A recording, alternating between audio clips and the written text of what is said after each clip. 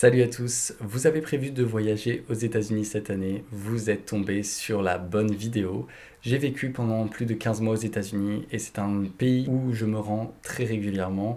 Je vais donc vous donner mes conseils pour voyager aux États-Unis en 2025. Cette vidéo sera divisée en plusieurs chapitres et nous commençons avec la réservation des vols. Alors comment s'y prendre pour réserver un vol vers les États-Unis? Mon premier conseil, c'est de se rendre sur Google Flight. Mettez-vous bien en navigation privée sur votre navigateur. C'est une bonne manière de filtrer avec toutes les compagnies aériennes les différents prix. Ça vous sortira les meilleurs deals pour partir aux États-Unis en 2025. Si vous êtes flexible au niveau des dates, vous pouvez juste choisir le mois durant lequel vous voulez partir et Google Flight trouvera pour vous les meilleures dates, les dates les moins chères pour un vol vers les États-Unis. En termes de compagnie, il y a un large choix, bien évidemment les plus grosses et les plus chères également, Air France, American Airlines ou bien Delta. Ce sont des compagnies de très bonne qualité, vous allez trouver tout le confort que vous souhaitez dans l'avion. Mais il y a également les compagnies plus abordables telles que FrenchBee que j'ai essayé. Alors, on est sur un service qui est quand même assez minimum, mais les prix peuvent être super abordables. Il y a des deals assez impressionnants, notamment pour aller à New York, vous pouvez partir pour 200 €. Moi, je trouve ça hallucinant. En parlant de vol, si vous souhaitez voyager à l'intérieur des États-Unis, souvent la meilleure manière, c'est de prendre des vols si vous n'avez pas de voiture dans le pays. Ah oui, malheureusement, les trains sont très chers et les bus beaucoup trop longs. Alors, l'option la plus simple, ça va être de prendre des vols. Je sais que c'est assez polluant. Personnellement, quand j'ai vécu aux États-Unis, j'ai dû prendre beaucoup de vols pour aller dans différentes villes des États-Unis pour visiter. Et donc, je vais vous faire un petit topo sur les compagnies que j'ai pu essayer en vivant aux États-Unis. Spirit Airlines, alors là, on est sur le low cost du low cost. C'est souvent le moins cher, mais le confort n'y est pas du tout. C'est tout simplement le même confort qu'un bus de ville. C'est pas du tout confortable, il n'y a pas d'écran, souvent il n'y a pas de nourriture non plus.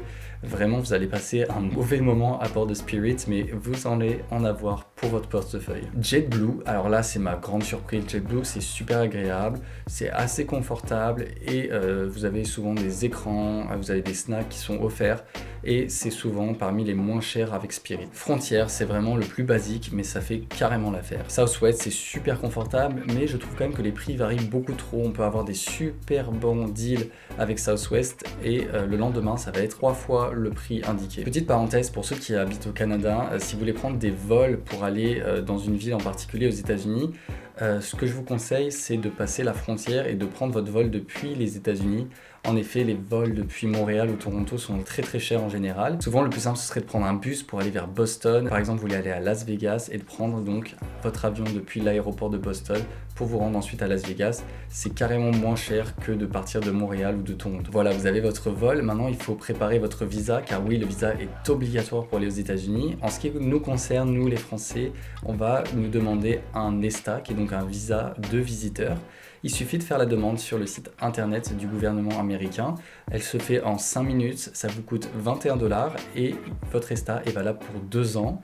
Avec ce visa, vous pouvez rester sur le territoire américain pour une durée totale de 3 mois. Il sera ensuite connecté directement à votre passeport, vous n'avez pas besoin de l'imprimer. En effet, quand vous rentrerez sur le territoire américain, l'agent va scanner votre passeport et verra directement que vous avez un ESTA. Il faut également se préparer au changement au niveau des vols. Si jamais vous prenez un vol vers Philadelphie, que vous avez un changement à New York, sachez que vous allez passer l'immigration à New York et non pas à Philadelphie.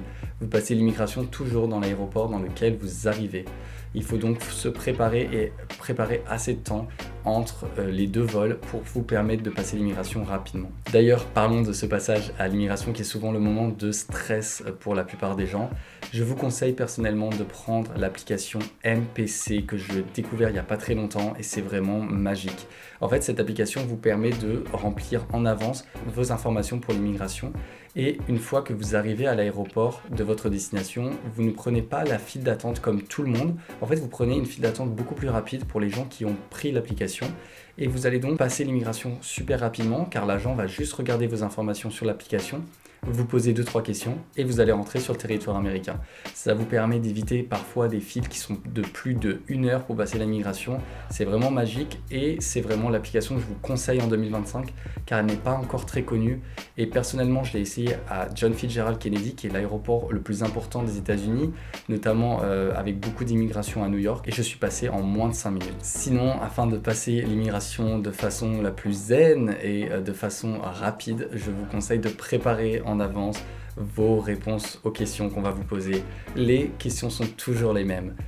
Pourquoi vous êtes venu aux États-Unis? Combien de temps vous allez rester sur le territoire américain? Où est-ce que vous allez loger? Combien d'argent vous avez sur vous? Est-ce que vous avez quelque chose à déclarer de spécial? Et est-ce que vous avez un vol retour? On vous demandera pas plus de questions que cela. C'est notamment intéressant de parler de l'adresse dans laquelle vous allez loger. Ça vous permettra de ne pas perdre de temps à chercher l'adresse une fois que vous êtes devant l'agent d'immigration. Les endroits où dormir. Vous avez plein d'options pour vous loger aux États-Unis, mais je vais vous donner mes conseils pour trouver votre meilleur point de chute. Déjà, je vous conseille d'utiliser Booking, c'est l'un des meilleurs sites internet pour trouver vos hôtels. Ils ont en général des deals qui sont vraiment intéressants. Si jamais vous restez dans une seule et même ville durant l'entièreté de votre séjour aux États-Unis, je vous conseille d'utiliser Expedia. Ils ont une option de package, en fait ça inclut votre vol et votre hôtel dans la ville de votre choix. Il faut cependant que vous restiez dans la même ville, donc ça peut être intéressant par exemple pour un week-end, si vous allez aux États-Unis juste quelques jours, ça peut être super intéressant d'utiliser les packages d'Expedia.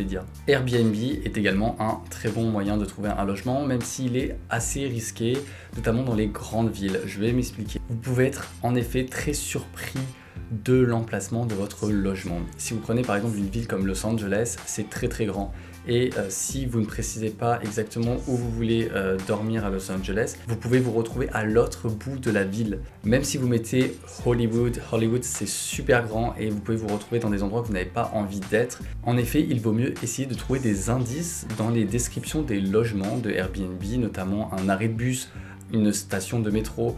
Souvent, il est indiqué à 5 minutes de cet arrêt de bus. Ça peut vous permettre de trouver le périmètre où se trouve le logement, étant donné que les logements ne sont pas indiqués à leur adresse avant de réserver. Ça vous permettra donc d'éviter les mauvaises surprises. Un autre moyen de se loger qui est typique des road trips américains, ce sont les motels bien évidemment. En général, il s'agit d'hôtels qui sont entièrement à l'extérieur, il n'y a pas de couloir pour accéder aux chambres, elle se fait de façon totalement indépendante. Le service y est minimum, en général vous prenez vos clés et vous allez directement dans votre chambre, il n'y a pas de petit déjeuner inclus. Souvent ça fait rêver les fans des films américains, mais bon, est-ce que ça vaut vraiment le coup?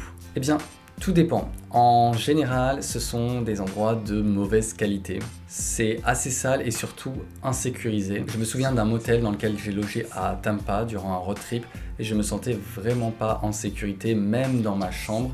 Donc il faut s'attendre à ça quand vous réservez un motel. Il y a aussi des motels touristiques, alors ça c'est des faux motels en général, ce sont les motels que vous pouvez trouver aux abords de la route 66. Ce sont des motels qui sont assez chers parce que justement ce sont des lieux typiques et ce sont des faux motels, ce sont des endroits avec beaucoup d'argent. En général vous allez trouver des chambres à des prix tellement élevés pour un motel, c'est quand même abusé. Mon conseil pour se loger aux États-Unis pour pas cher, ce serait de se diriger vers les inns. Alors les inns, c'est comme les motels, mais en mieux. C'est vraiment entre le motel et l'hôtel. Vous avez des endroits pour pas cher et généralement vous avez un petit déjeuner qui est inclus. Les chambres sont plutôt de qualité. Vraiment, mes expériences dans les inns sont plutôt bonnes. Je vous conseille vraiment de regarder ça quand vous recherchez sur Booking. Si vous voyez un inn, sachez que vous allez être vraiment entre le motel et l'hôtel et que le prix peut être assez abordable. Louer une voiture sur place. La location de la voiture, c'est toujours aussi un moment de réflexion assez important. Quel type de voiture choisir? Où louer sa voiture? Déjà, mon conseil, c'est de louer sa voiture en avance. S'il vous plaît, ne réservez pas votre voiture une fois sur place. Ça vous évitera de perdre du temps à l'aéroport. Il y a des compagnies qui peuvent ne plus avoir de voiture à disposition pour la journée entière si vous n'avez pas réservé en avance, donc vraiment réservez votre voiture avant d'arriver. N'allez uniquement que dans les grands loueurs de voitures, les grandes marques de location de voitures. N'allez pas vers les petits loueurs de voitures en se disant oh là là, les prix sont plutôt intéressants, c'est pas très connu, il n'y a pas beaucoup de notes sur Google. Non, évitez vraiment, ça peut être de très mauvaises surprises une fois la voiture entre vos mains. Je sais de quoi je parle, nous avions dû annuler un gros road trip avec un pote à cause de ça. En fait, The Big Road Trip il s'arrête là. maintenant. Important également de se renseigner sur les péages que vous allez rencontrer durant votre road trip aux États-Unis une fois que vous avez la voiture entre vos mains. Parce que c'est pas comme en France, vous n'allez pas aller payer à une borne ou à une personne. Non, en effet, là-bas, les péages sont souvent des flashs. On va flasher la plaque d'immatriculation de votre voiture et vous recevez plus tard la facture chez vous. Comme vous n'habitez pas aux États-Unis, vous l'aurez compris, c'est donc le loueur de voiture qui va recevoir la facture pour vous et souvent il va mettre des frais supplémentaires sur les péages et donc vous allez avoir des frais qui peuvent se cumuler si vous n'avez pris que des péages tout le long de votre voyage. Bien évidemment, il faut se renseigner sur le code de la route avant de se rendre aux États-Unis, bien qu'il y ait des points communs avec le code de la route français, il y a des spécificités, notamment avec des feux rouges, vous pouvez tourner à droite dans certains états, même si c'est rouge, vous pouvez y aller. Important également, si jamais vous croisez un bus scolaire, vous savez les bus jaunes que l'on voit dans les séries ou les films, il faut garder une distance de sécurité très importante avec ces bus-là. Bien que certains Américains conduisent de façon complètement folle, même les conducteurs les plus dangereux vont toujours respecter le code de la route en ce qui concerne les bus scolaires. C'est très important là-bas, on respecte les enfants et les institutions. La communication. La communication est un point essentiel quand vous voyagez dans un autre pays et ça concerne également les États-Unis. Je dirais que mon conseil, c'est de ne pas faire semblant et d'assumer que vous êtes français.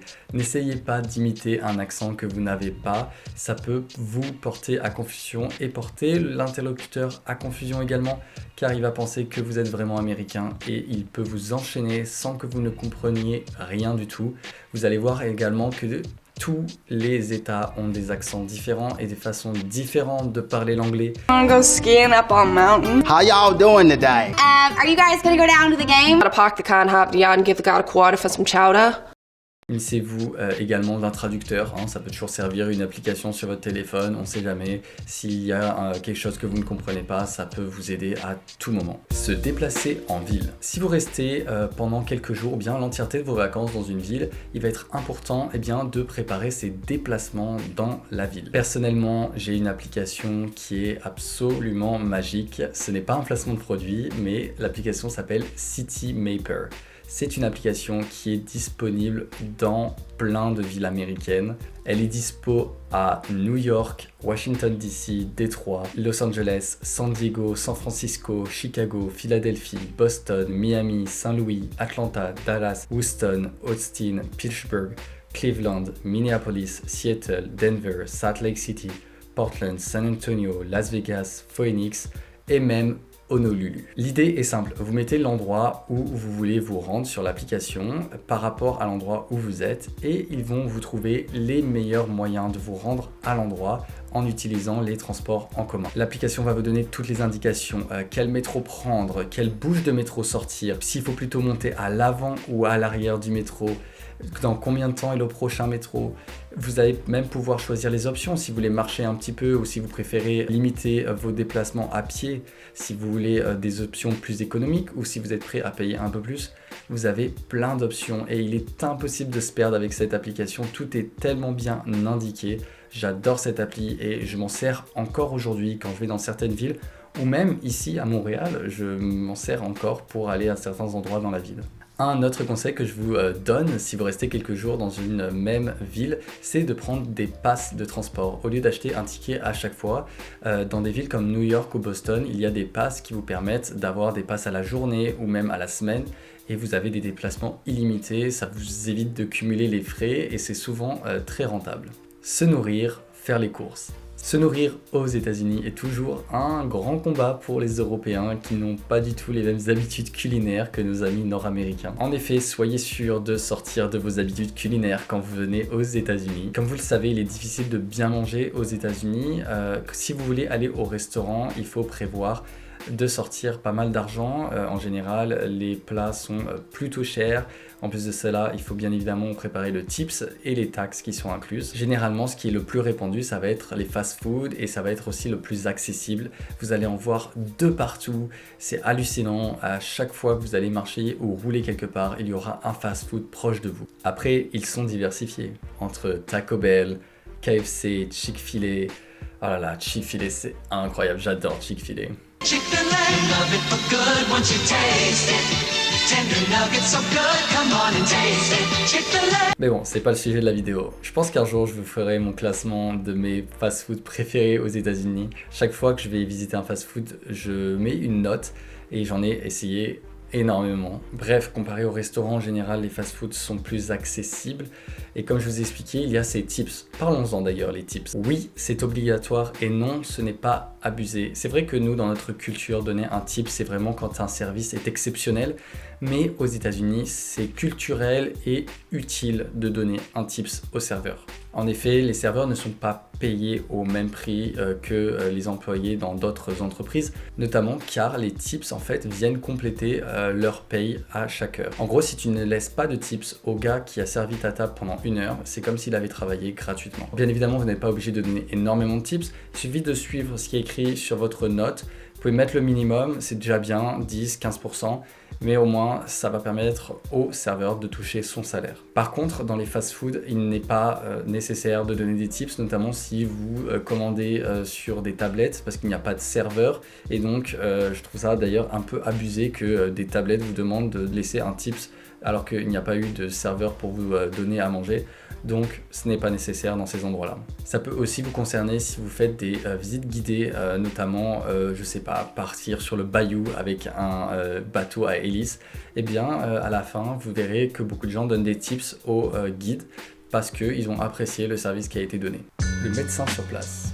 Ne partez pas sans assurance aux États-Unis, c'est très important d'avoir une assurance car les urgences, les médecins coûtent très cher quand vous êtes aux États-Unis, même si vous êtes un touriste. Vous pouvez donc prendre une assurance voyage auprès de votre assurance française. Et je sais qu'il y a même des assurances qui peuvent être directement incluses sur votre carte bancaire, donc ça c'est intéressant de voir ça également avec votre institution bancaire. Il n'en reste pas moins qu'il faut rester très prudent car les assurances ne vont pas tout prendre en compte, que vous allez quand même avoir des frais, donc il faut éviter de faire des activités trop dangereuses quand on est aux États-Unis car voilà, vous pouvez vous retrouver avec des frais énormes. Les petits plus. Mes petits conseils en plus, procurez-vous un pass annuel pour les parcs nationaux. Si jamais vous avez prévu de faire un road trip et que vous passez à côté de plein de parcs nationaux et que vous avez envie de les visiter, je vous conseille de prendre un pass annuel, notamment le America the Beautiful. Ça vous couvre tous les frais d'entrée pour les parcs et également les frais de parking. C'est valable pendant 1 an, ça coûte $80. Ça vous permet d'y accéder vous et votre famille. Ça inclut en fait tous les passagers de la voiture avec laquelle vous rentrez dans le parc national. Ce qui fait que vous rentabilisez ce pass en visitant 3 parcs nationaux car une entrée pour un parc national coûte entre 15 et $30. Prenez également un pass séjour avec votre forfait mobile, avec votre opérateur.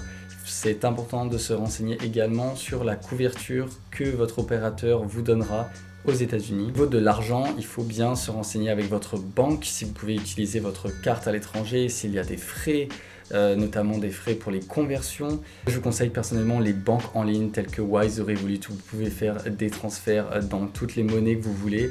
Ça ne vous coûte pas très cher et ça vous permet de payer sans limite dans les pays que vous souhaitez. Sinon, je vous conseille bien évidemment de prendre du cash avec vous, d'aller donc échanger votre argent liquide vers des dollars américains, notamment avant que vous arriviez à l'aéroport. On ne sait jamais, si jamais votre carte bancaire ne marche pas les premiers jours, vous avez de quoi subvenir à vos besoins quand vous arrivez dans le pays. Les endroits à visiter en 2025. Quelles sont les top destinations en 2025 aux États-Unis? Tout d'abord, à éviter cette année, New York. Oui, c'est triste à dire parce qu'il s'agit de l'une de mes villes préférées aux États-Unis. J'y suis allé plusieurs fois, mais New York a tristement gagné le titre de la ville la plus chère du monde ces derniers mois. C'est la ville où il coûte le plus cher d'y vivre, mais aussi d'y voyager en tant que touriste. La nourriture, les achats en général vont vous coûter une fortune à New York. Donc, si vous souhaitez des vacances qui vous coûtent peu cher, je vous conseille d'éviter New York, qui a ce triste titre de ville la plus chère du monde. Ça va peut-être changer pour l'année suivante, en 2026, mais pour l'instant, New York reste très cher. Si vous voulez éviter les foules, je ne vous conseille pas d'aller à Orlando cette année, qui va ramener beaucoup de monde avec l'ouverture de Epic Universe, le nouveau parc des Universal Studios. On attend une affluence monstre vers la ville du centre de la Floride, notamment avec la réouverture de la ligne Paris-Orlando par Air France, juste au moment de l'ouverture de ce 3e parc à Universal.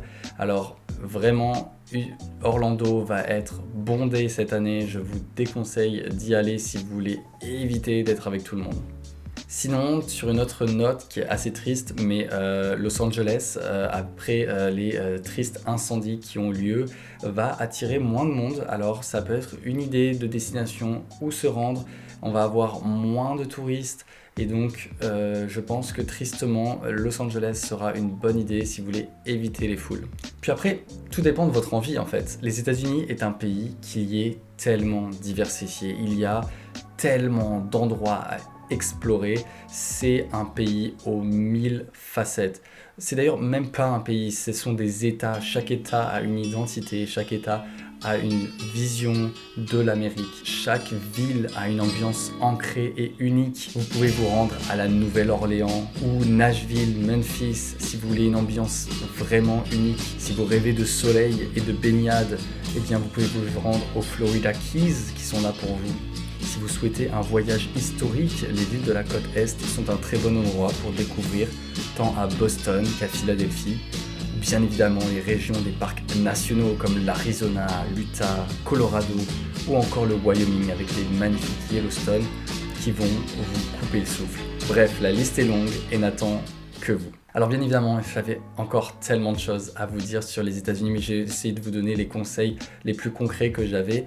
Mais si vous avez des questions, eh bien vous pouvez les poser dans les commentaires. Moi je me ferai un plaisir de vous donner d'autres conseils si vous souhaitez voyager aux États-Unis cette année. De notre côté, on se retrouve très vite pour un nouveau vlog dans une nouvelle destination. Salut!